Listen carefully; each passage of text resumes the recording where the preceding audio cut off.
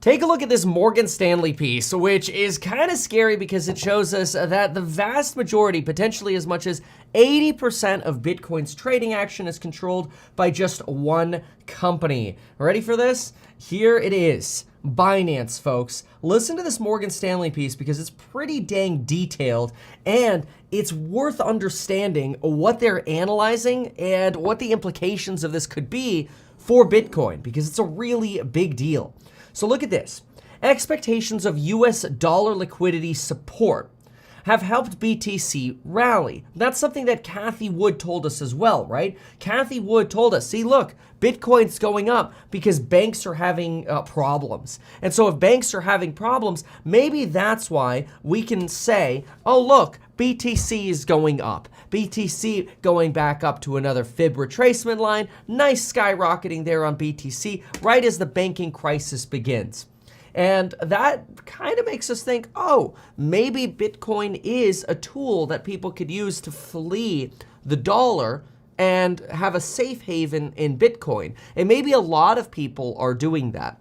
But is that actually what led to the price rally for Bitcoin? Well, Morgan Stanley looks at blockchain analytics to find out, and the results are somewhat surprising. Let's take a look, or potentially not surprising. Anyway, listen to this. Traders on Binance now set the daily price for Bitcoin as the exchange's volume takes 80% share of the market. In other words, 80 cents out of every dollar of Bitcoin that are traded occur on the Binance network. Now, this is interesting because it comes right at the same time as Binance actually decided to dump $1 billion of Binance USD and turn it into Bitcoin. So it kind of makes you wonder, we'll go into it with a little bit of jade and we'll see what Morgan Stanley says. Wait a minute, what happened first? Did the banking crisis occur and then did traders flee to Bitcoin, hence leading Bitcoin to rally because they were seeking safety for the dollar? Or did the banking crisis occur, which would be the perfect opportunity if you had control of a lot of Bitcoin and other extra cash to liquidate maybe a stable coin and pump Bitcoin to make Bitcoin seem more valuable, especially if you happen to be the brokerage responsible for 80% of the trading volumes? Well, to answer that, we would have to know what accounts are actually transacting most of the Bitcoin around the time of the banking crisis. And we happen to have an answer, thanks to Morgan Stanley. So let's take a look at this. So the narrative quickly turned in the traditional banking sector that basically the weaker the traditional banking sector, the higher the Bitcoin price. This has been the narrative of the very pro-Bitcoin movement. Again, this is why Cathie Wood reiterates her $1 to $1.5 million price target for Bitcoin. And the market is focused now on whether the Fed will inject more liquidity. In other words, if we're going to see more pumping of dollars or more printing of dollars into the Fed's balance sheet and therefore into the economy, then maybe we'll see BTC move as well. All right, let's take a look at this. BTC has outperformed other risk markets, currently trading at about 10% stronger if we use its prior relationship with the NASDAQ. So in other words, Bitcoin is actually outperforming multiple different markets right now. And it's actually quite neat to see this because you could jump over, I'll go forward a little bit. Look at this over here. Here's Bitcoin versus US cyclicals. This is kind of interesting. So you got Bitcoin outperforming cyclicals. And look at this, US cyclicals versus defensives, that's this right here. And then Bitcoin actually outperforming. By the way, I love as I'm filming this, people think I'm like super like anti-BTC. Somebody just donated $5. Stop hating on Bitcoin for not getting in early. I swear, as soon as you mention Bitcoin, there's like this unleash of bots and people don't actually care what your information is. Notice how I actually haven't gotten into any of the information yet? And some people are already upset. Like, I think it's one of those things where it's like, what? Somebody has information? Nah, don't want to hear it, That's fine. Listen, if you don't want perspectives, just leave the video now, okay? You don't belong here. If you want to stay dumb, put your head in the sand. You don't belong here. I'm going to keep going now. All right, so Bitcoin's actually doing interestingly well by decoupling of what some people are saying, decoupling from cyclicals here. Look at this, BTC blue line, yellow line over here, cyclicals versus defensives. You're actually seeing a pretty good correlation here, and then you get this break right here. So you get a break around the banking crisis. The same over here with the Bitcoin correlation to NASDAQ. Look at this, rough correlation here. I mean, you could say that's pretty well correlated right here. And then all of a sudden we break on BTC, okay? Now, what do we got here? Here, we have a very weak correlation to gold for Bitcoin. This is a lot harder to kind of draw a midpoint over here on BTC and gold. So the correlation isn't too clear between gold and BTC. That's leading some people to say this isn't digital gold. So what do we have over here? Here we have M2 money supply growth and Bitcoin's market cap. And this makes sense, right? The more money is printed, potentially the more money there is that could flow into digital exchanges and lead Bitcoin to go up. That makes complete sense. So that's actually very interesting because it shows us that Bitcoin is very sensitive to the flow of money, which if we're printing more money right now, maybe that's why it makes sense that we're starting to actually see BTC prices move up. See, I got them on the chart right here. If we go out to the daily, what do we have for BTC? Well, look at the bottom of BTC on the chart over here. We're looking at, on this day chart, we're at about March 9th, right before the banking crisis, right? So we kind of have seen Bitcoin pump since the banking crisis. And it's really pumped in a way where it's decoupled from its prior trends, its prior association with stocks here and the NASDAQ. Okay, interesting. So why is this potentially? Well, let's take a look. So Binance dominates Bitcoin trading on exchanges. Binance cut Bitcoin trading fees to 0 last July and has continuously been gaining market share. That's actually pretty incredible. So as Binance basically was available with 0 trading fees while BlockFi, Voyager, and FTX died, what happened? Binance actually ended up taking a substantial market share at those times. So kind of brilliant. Look at that, right around July, right before the collapse of a lot of FTX and right around the time of the collapse of Voyager and right after the Three Arrows Capital disaster. So it's really interesting that you're seeing Binance pull in so much of a share, 81%. They basically control Bitcoin trading, okay? And this is why Morgan Stanley says our conclusion is that traders on Binance now set the daily price for Bitcoin. This makes logical sense, okay? Then what do we have? Investors mostly ask us about Coinbase, as that is the largest listed crypto stock company, but we argue that flows on Binance more closely explain what's going on in the market. For example, after Bitcoin rallied 40% in January, the volume of Bitcoin to USDT traded on Binance reached a 38x that of the equivalent pair on Coinbase in early 2022. So why do they explain this? Well, they suggest that people might be liquidating a stable coin essentially and buying BTC. And they see those volumes of those transactions match rallies in Bitcoin prices on Binance, but not on Coinbase. Interesting. So what's this? Bitcoin order book liquidity is poor, reaching the lowest levels in over a year.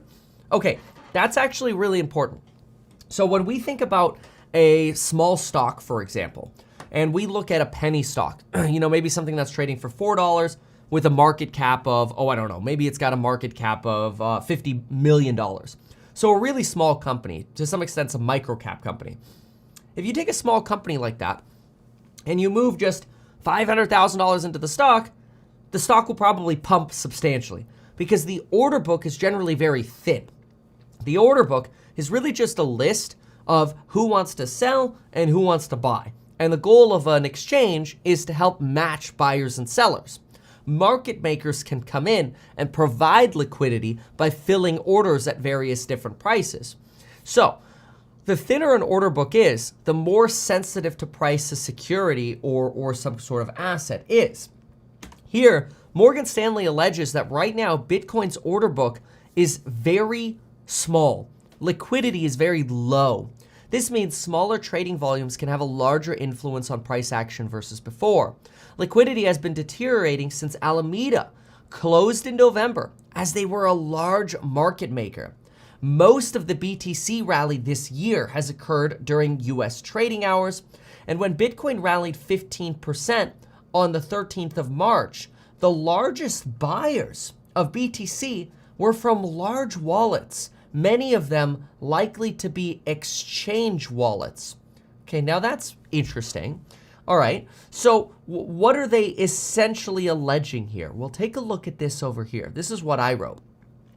Remember, Binance just moved $1 billion of BUSD into BTC. In my opinion, that's actually a very risky move. You see, I wrote all these opinions down here. That's a very risky move because these could create repercussions for the crypto market that are actually very dangerous. And I think it's very important to consider that I'm saying here could be, right? Like, in my opinion, if the market Nike swooshes, that is, we had our Stark down already and we Nike swoosh up with volatility, then crypto should be fine. Should be, right? The problem is, if there's some sort of exogenous shock, like something that cripples the stock market, or inflation that remains sticky, or a furtherance of the banking crisis, or people wanting to withdraw their money from everything, whether it's banks and crypto or whatever, right? Some kind of shock that puts more stress on the brokerages that remain, like Kraken and Binance, could end up creating substantial strain over at Binance, since what they're really doing is they're taking more of their cash-backed assets and they're basically buying Bitcoin with it. That, in my opinion, is a weakening of Binance's risk tolerance.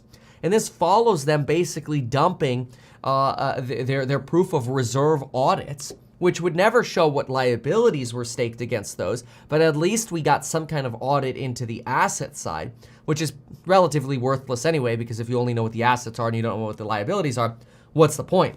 We already know, or at least I should say suspect. We don't want to get sued by Binance.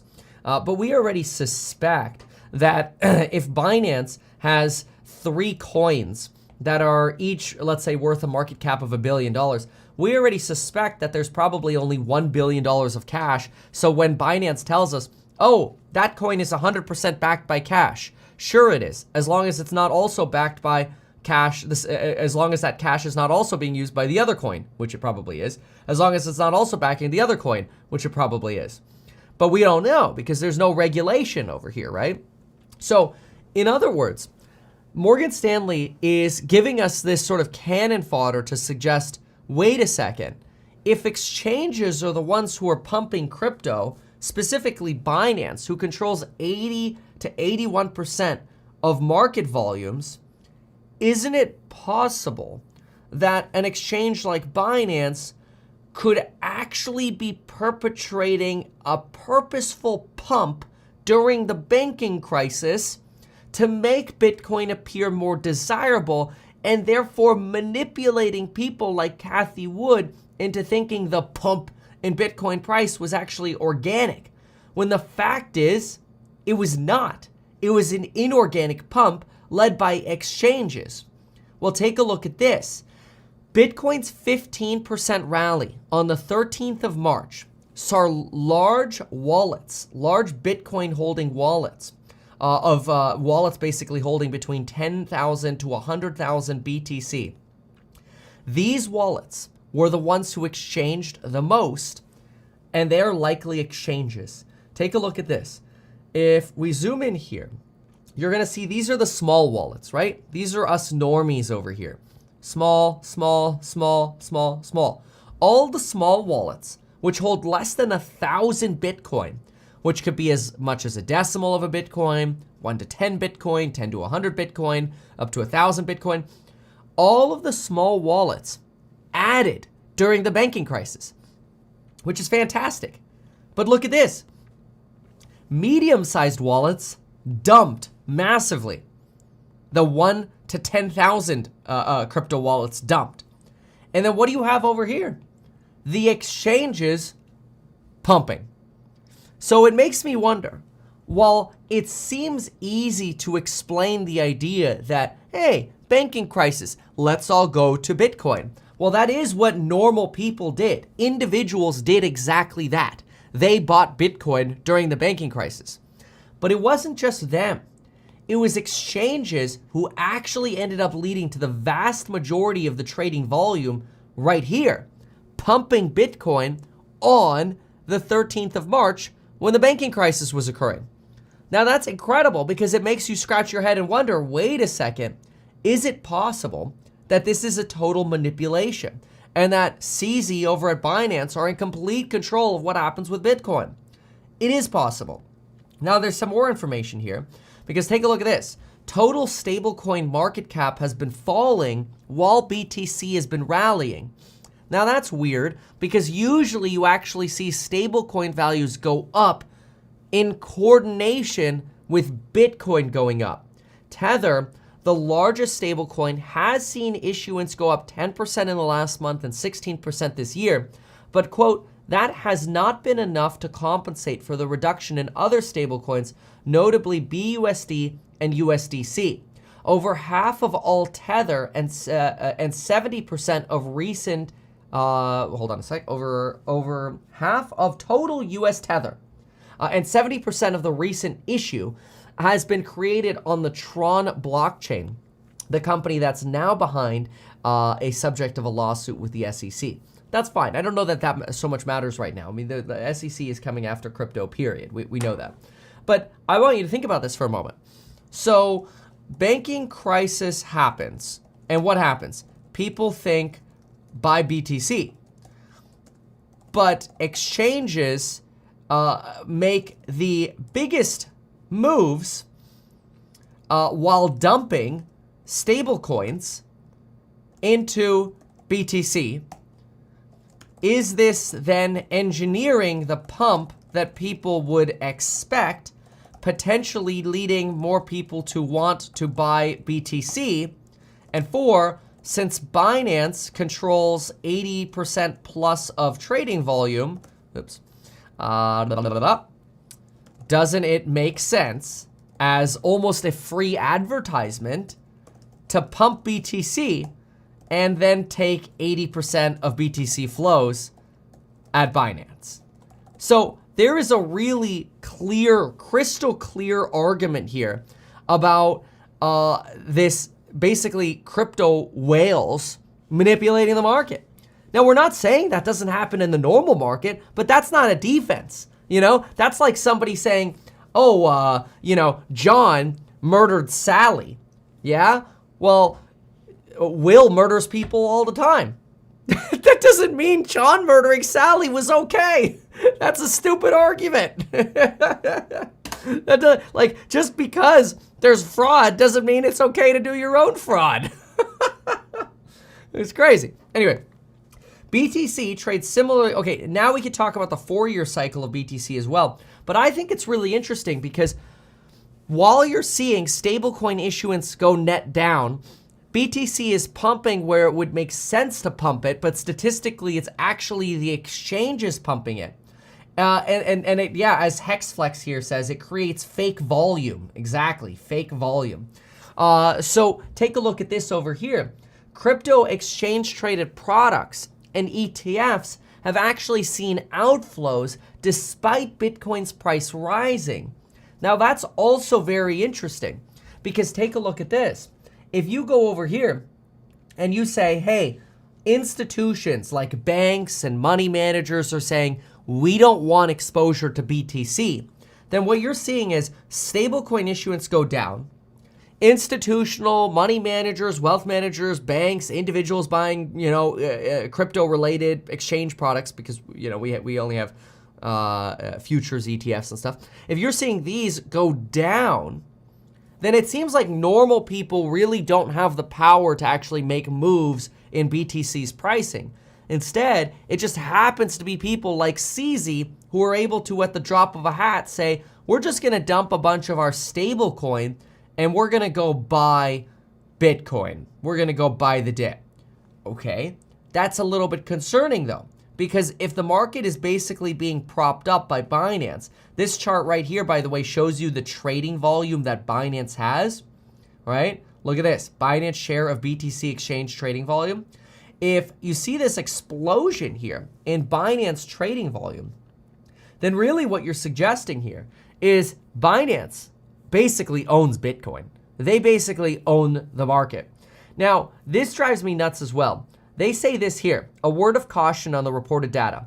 We analyzed information on exchange Bitcoin holdings based on wallet information provided by the exchanges to the markets. Unfortunately, when cross-checking the data, it left us with more questions than answers. I've had the same problem. It always seems like the wallet addresses that we get from CZ only paint part of the picture. You don't get a full image. And part of this is because what the exchanges keep doing is they keep making new addresses. So they have these massive addresses, and then they create a bunch of smaller, mid-sized addresses, and they move stuff around like crazy. Everybody says, oh, but the blockchain, it's transparent. You could follow everything perfectly. It's not that easy. There's a reason why there are companies that make tens of millions of dollars as crypto analytic firms just to try to trace what the hell is going on, because there are so many ways to obfuscate how or where your money is actually going. I mean, all you have to do is understand the basics. Well, A, hopefully if you're talking crypto, hopefully you understand the basics of cryptography. But then B, hopefully you understand how simple it is to manipulate wallet addresses using services similar to, I use this name even though it closed specifically because there are so many others like it, but everybody knows this one, like a Tornado Cash, right? It's very easy to hide your trail, so to speak. But anyway, I find this fascinating because to me, it sets up a risk factor for BTC that essentially says, if, in my opinion, this is my opinion, so let's make this very clear. First, I think you should, after all this, get life insurance in as little as 5 minutes because there's a link down below and it's awesome. It's what Lauren and I use and it's great. Second, if you want to make sure you can buy some BTC over here, you could actually do that on Webull if you want. Go to metkevin.com/free and you could get up to 12 free stocks on Webull. And if you wanted to, you could sell those stocks and buy BTC. If you want to, it's not personalized financial advice. And yeah, that's a paid sponsor. But let's go back in over here to my opinion. Push that button. I gotta figure out where the button's on. Okay, so my opinion is as long as the market goes up, this is going to be the broader market, right?